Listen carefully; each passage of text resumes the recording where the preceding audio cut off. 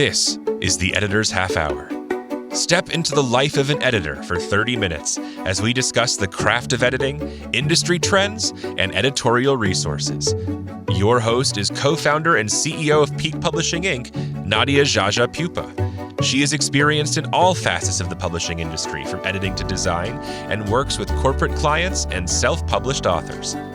Nadia and her guests are about to share powerful insights and stories on what it takes to be an editor. And this is your host, Nadia Jaja Pupa.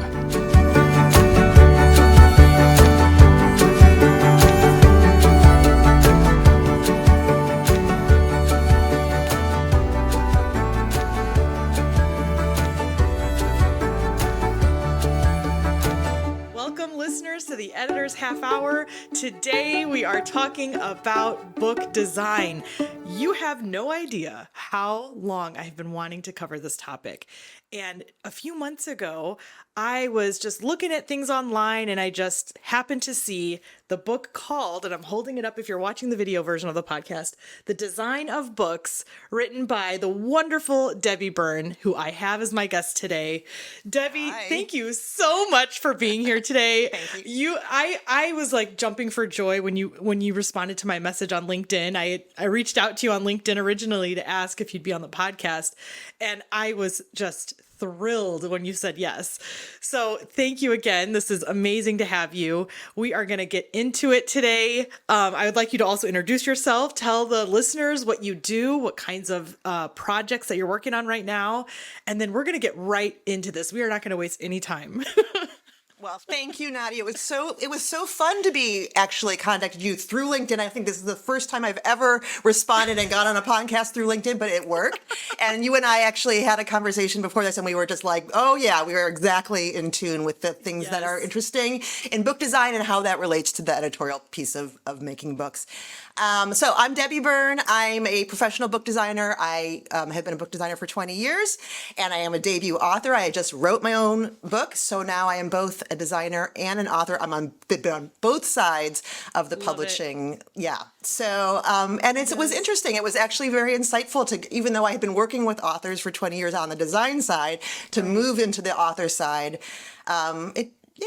It gave me some additional insight, I would say, especially just how the author feels on, how isolated or not isolated they may feel in their role in the publishing process.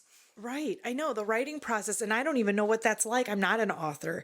Someday I hope to write something. I don't know what that will be.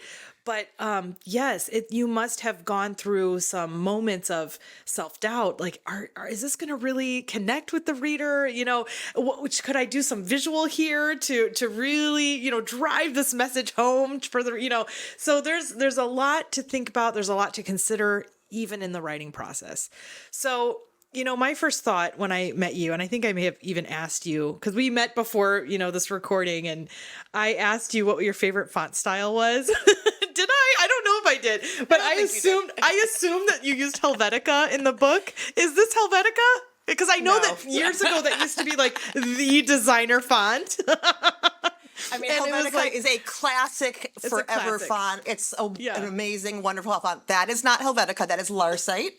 Okay. I use 3 fonts in my book. Dolly Pro is my text font. Larsite is the title font. And then good old Whitney is what I use for all my other sans serifs. Whitney, what a hardworking workhorse. Great font. Yeah. So, but that's not Helvetica.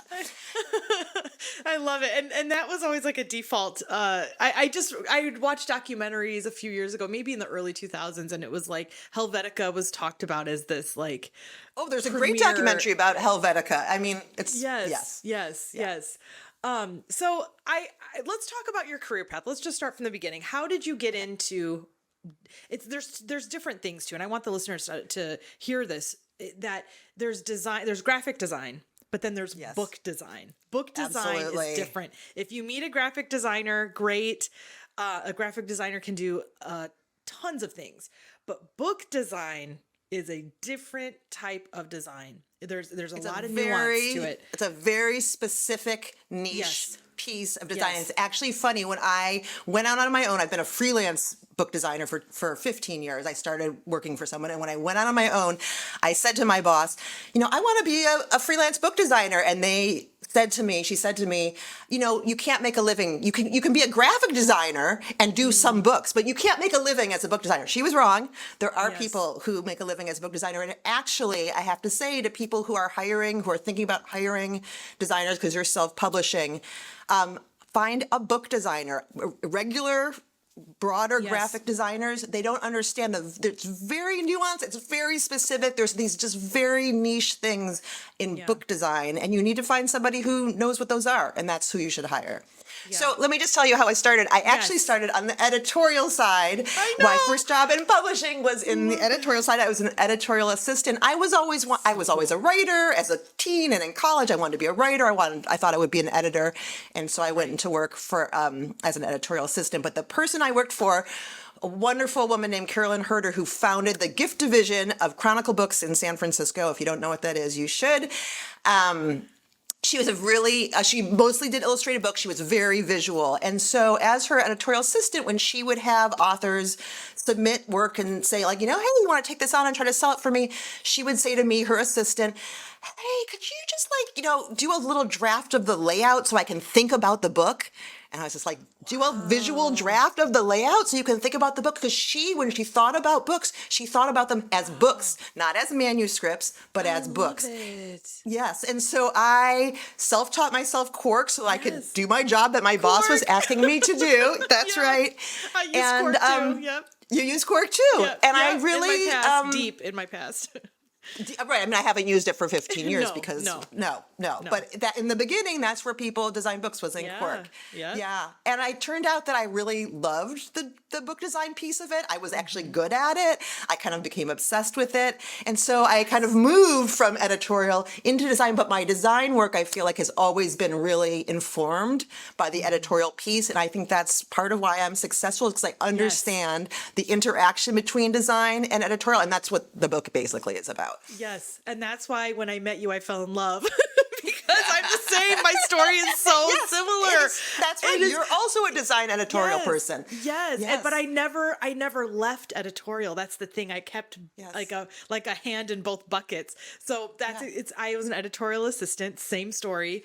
And I had no choice because it was called, my job title was editorial intern and writer, I think.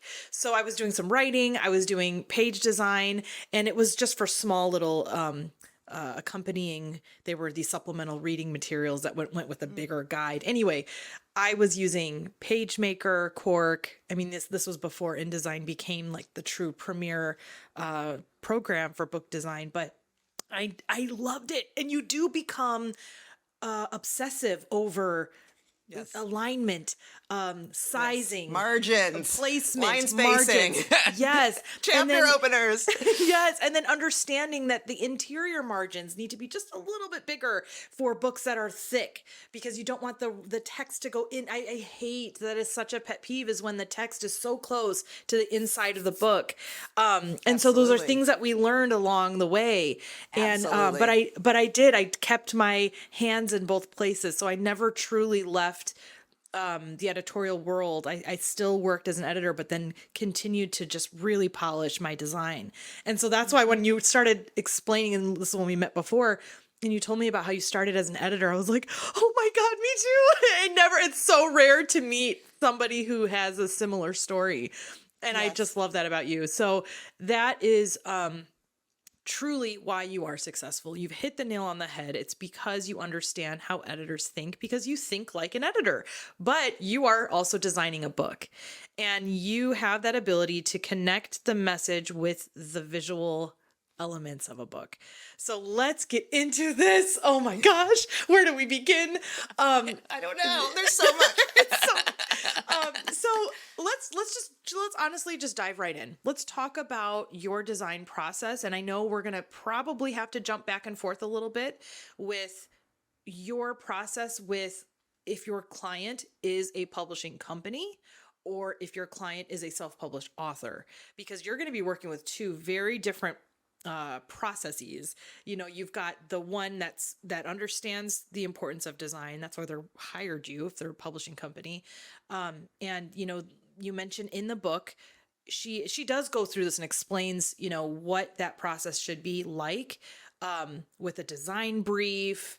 There's iterations, and I want you to just go for it. Explain. Maybe we can, so we don't get too confusing we may have to jump back and forth, but maybe let's start with traditional publishing and what that's like from a design perspective, and then we can lead into the self-published author side. I mean, it's interesting to me I'd like to say, just to start out, that, so you're completely right, working within a publishing house, within the publishing system, and working with self-published authors, it's a different process, but the self-published authors process is actually much simpler because there's only one person that you have to please. It's you and the author, and that's the only person. On the other hand, in the publishing world process, there's a lot of people to please, and so it's a much more complex marketing, the editors, the publisher, the author, still, like, there's just so many people, and so that is a more complicated process. So, but actually, my first question for you is, are you asking about cover design, or are you asking about interior design? Because those are two different things. I am talking about both, but let's focus on cover design first, because that, at least, and to correct me if I'm wrong, at least with me, when I work on books, I always design the cover first, because then I want that to be cohesive with the interior, and then we get into the layout. Is that what you do the same, or do you? Well, so there's a lot of variations even to that, especially on in New York, the East Coast Publishing Establishment. They, for most books, for non-visual books, the cover designer and the interior designer are not the same person. They don't even they're not even on the same floor. Like, there are different departments. Like, often the cover designers don't even know the interior designers in those worlds. Absolutely. And one of the things that I think the West Coast publishing world has done, I'm on the West Coast, is that they've sort of realized that cover and interior actually are so integrated. And in many cases, not all cases, but in many cases, having the same person doing both is actually going to create the best book. And I feel like that sort of has developed in the West Coast, and that's why West Coast books publishing tends to be, I just think they've been in the forefront of the visual piece of book publishing. Yeah. Okay. Very cool. Anyway, so let's talk about covers. Let's talk about covers. Let's talk about covers. So the thing about a design brief, I don't know if your listeners know what a design brief is or not, but that's sort of the thing that is given to the designer. It's usually created either by the editor or the art director, or sort of together, and it has the author's ideas, it has the publishing house's ideas, and what those ideas are is, okay, this is exactly the type that's going to be on the cover. This is the title, this is the subtitle, this is the author's name, this is what's going to be under the author's name. When you're designing a cover, the exact type is actually a very crucial thing to know. If you change the title in the middle of the design of the cover, you have to have a totally different design. You're starting over. The type really helps direct how the design is going to work. And so in a cover design brief, you're asking for what is the exact type that is going to be on the cover, and that's what they're giving you. They're also giving you the specs, so that's what size is it? What's the proportion? Is it a hardcover? Is it jacketed? Is it hardcover? Is it paperback? Those are something that you need to know when you're starting to think about the cover.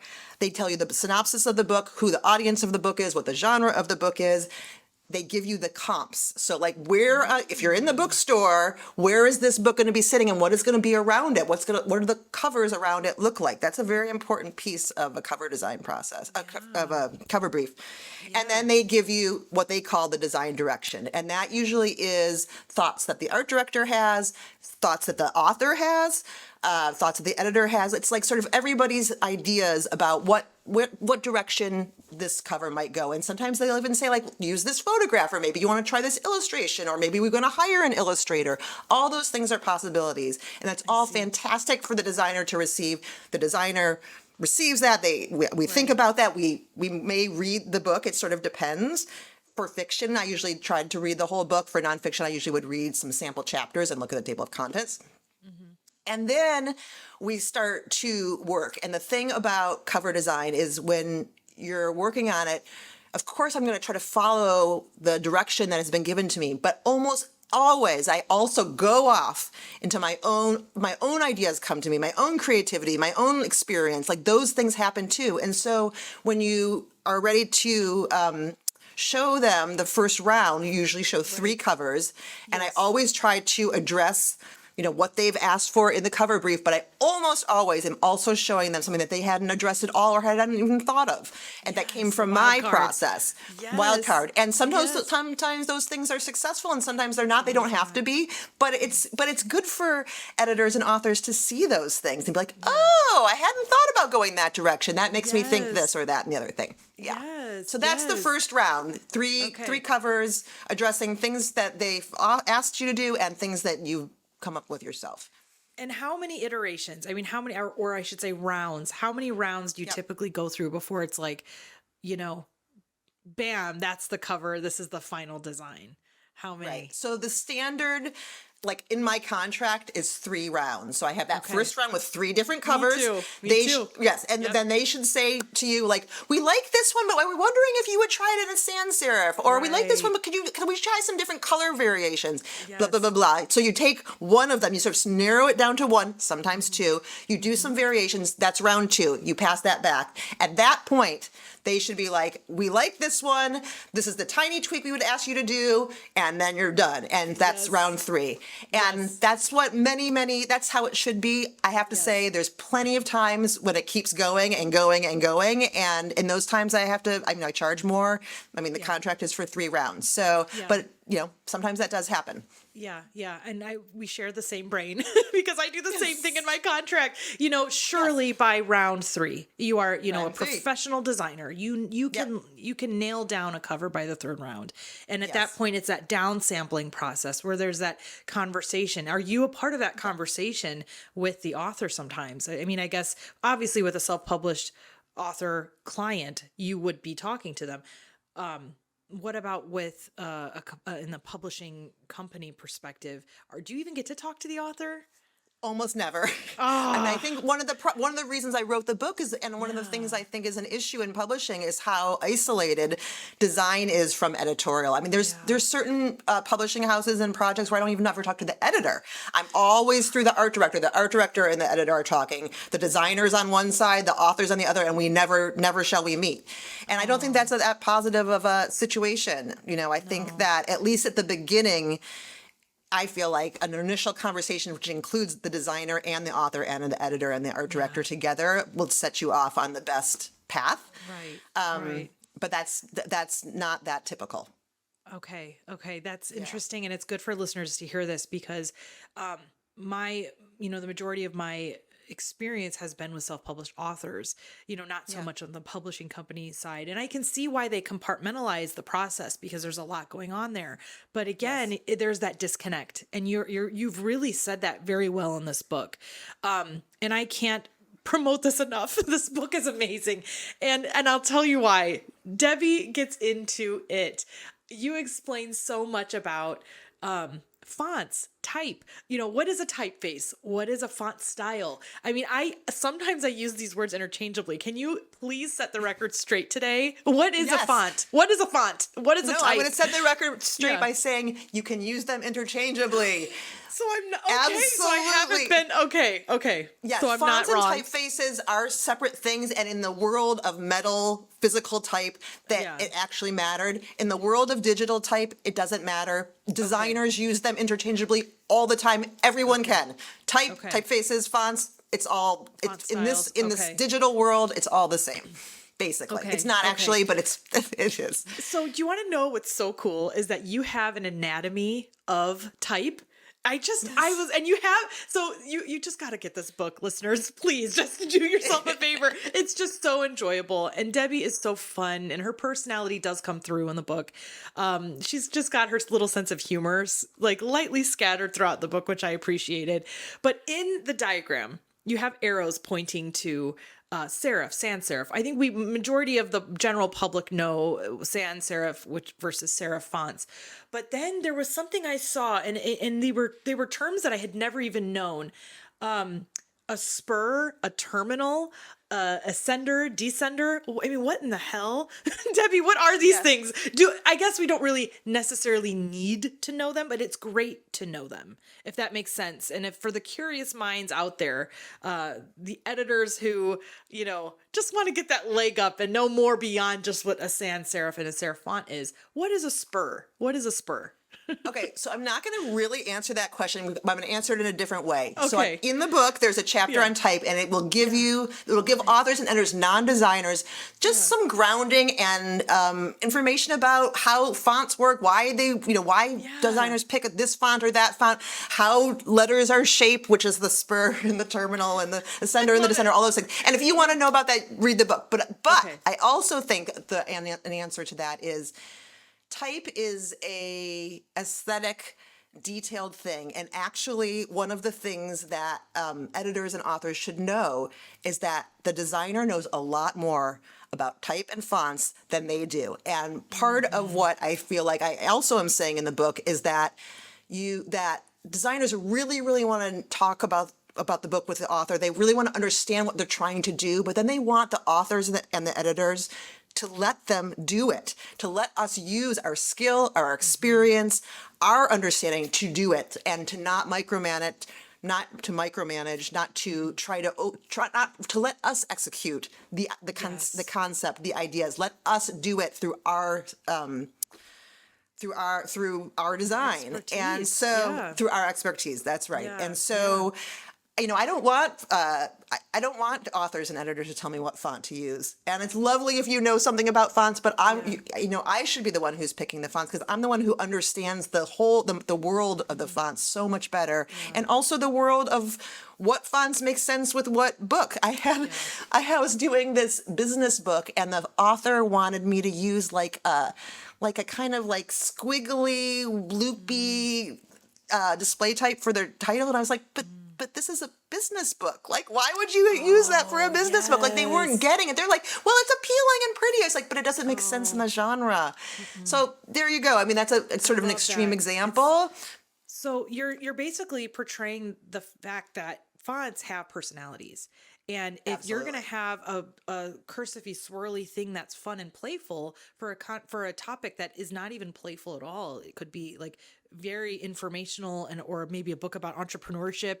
I mean, it's like maybe that type of fun and playful font is for a fun and playful topic. And so I love this. I love that you get into the weeds with this information. And I think editors can really gain a lot of value from this because editors will then carry this information in those conversations with the author. And so now I want to get into timing. When should this conversation happen? Sometimes, and I got to say, more often than not, design conversations happen after copy editing, after, that maybe 2 rounds of editing. And we're like, okay, the book is done. Now let's talk about design. Let's talk about design. Yeah. So when do you, ideally in a perfect world, when would that conversation happen?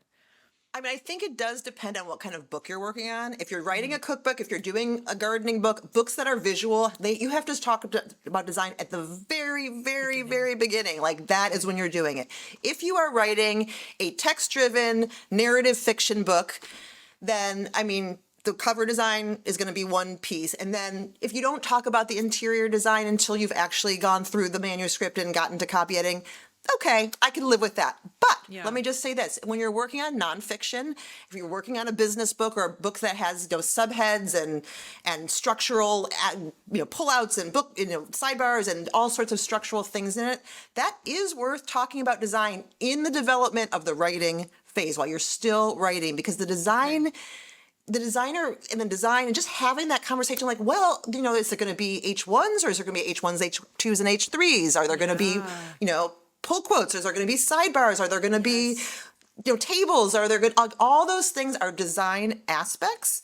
And so if you're doing a nonfiction book like that, even if it's not like a visual book, it's worth talking, I would say early on. Maybe that's just one single conversation while you're still writing, but so the author can sort of understand how those things are going to be impacted visually in their final book.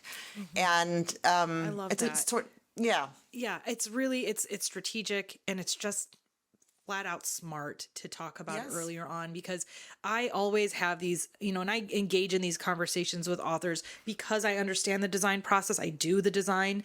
I recommend infographics. Infographics, that's a whole different, that's not even, that goes in the book interior. That's a separate asset. But I do bring that up because I want authors to know that they have that, as especially self-published authors, they have that at their fingertips. They just don't even know it. And I think that's worth a conversation. It's worth a discussion, especially in nonfiction. Absolutely. It's informational, and your book has infographics, and they're simple, but they're I made they're them. effective. You made them. They're effective. This is the question I was going to ask you. So when you recommend that to an author, are you suggesting that they then hire somebody to create those infographics? Are you saying that the designer is going to create them? Like, how did that work for them? Yes. I would take over that design as well. Take over. It sounds horrible, but I would oversee or manage, I should say, that infographic design. And I really say, if you could at least do one, more than one is even better. But having infographics is so strategic. It's so appealing for readers. It's simplifying content in a way where, I love your drop down graphic with the rounds, the design rounds. So you just got to buy this book. It's such a good book because Debbie is so good at connecting there's a true bridge that you created between editorial and design in this book. I've been waiting for a book like this to be published. This is like the best. And you have no idea. That's why I was so excited when I saw this.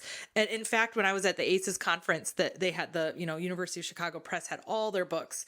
This was one of the books on display, and I practically tripped over myself to go pick it up. And the funny thing is, go ahead. No, you go ahead.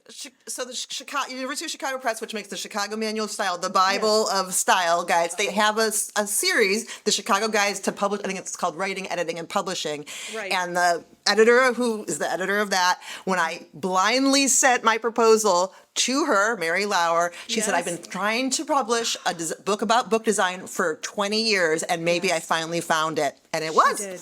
And it was you. And it was you. You were this, the force behind this, which is so important. And that's why I was like giddy when I saw the book. And at the conference, they did not have copies of it. It was on display and you had to order it and it would get shipped to you. And I was like, I wouldn't let go of the book. I was holding it like this. And the guy who was working behind it, he was like, you can't take that. No. And I'm like walking away. And he's like, no.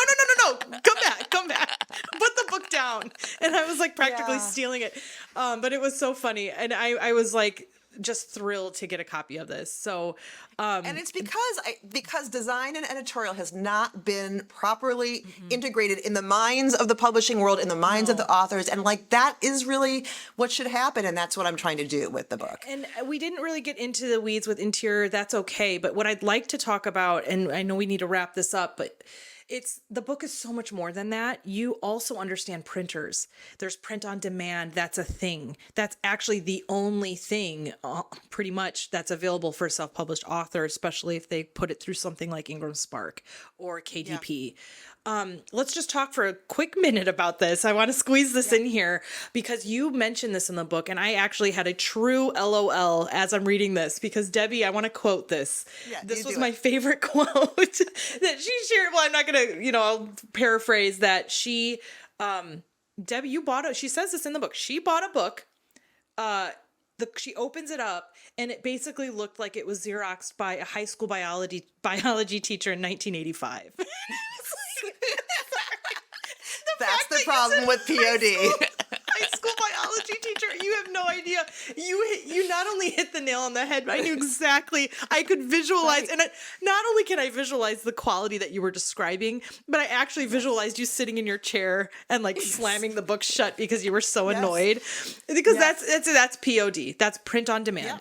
Not all of them are that way. What are your true thoughts about print on demand? You don't speak about it negatively at all in the book. You did a very great job of being neutral, but do you think that the future of print on demand is going to be maybe a little bit more sophisticated where, there's print on demand, there's digital, offset. We don't need to explain all of those. Just buy the book, people. Just buy the book. And Debbie goes through all of that. But what are your thoughts on, I guess, the future outlook of printing? and Yes, print I quality. do think I think that digital printing has really improved in the past decade. I think, you can actually have, you can have a book that's digitally printed that can be at the level of an offset printing. The thing that happens in print on demand is that, one, the paper quality. So for self-publishing authors and for people who are self-publishing, you ask whoever is printing on demand to send you samples of the paper so that you can pick. Do not pick the cheapest paper.